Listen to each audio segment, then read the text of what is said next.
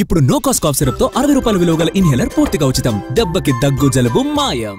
మాజీ మంత్రి మల్లారెడ్డి ఇంట్లో ఐటీ దాడులు జరిగాయన్న వార్తలను ఖండించారు ఆయన కోడలు ప్రీతిరెడ్డి. పీజీ సీట్ల విషయంలో తమ కాలేజీపై 2022లో ఓ కేసు నమోదైందని, విచారణలో భాగంగా వరంగల్ పోలీసులు వచ్చారన్నారు.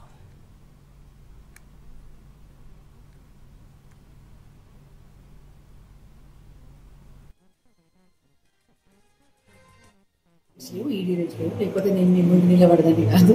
సో ఇట్స్ నథింగ్, అట్లా ఏం లేదు. కానీ అప్పుడు ఈడీ రేజ్ సంబంధించిన లోకల్ పోలీస్ స్టేషన్, మన వరంగల్ పోలీస్ స్టేషన్లో అప్పుడు ఒక అంటే ఎఫ్ఐఆర్ చేయడం జరిగింది. అది కూడా కాళోజీరావు యూనివర్సిటీ నుంచి.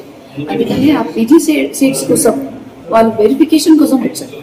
పీజీ సీట్స్ 2022లో పోలీసు ఎఫ్ఐఆర్ చేశారు. ఇప్పుడు 2023లో మనకి ఈడీ రేజ్ అయింది. దానికి సంబంధించిన జస్ట్ ఫార్మాలిటీ అది ఒకటి, అంటే మీరు అపియరెన్స్కి రావాలని ఒక నోటీసు.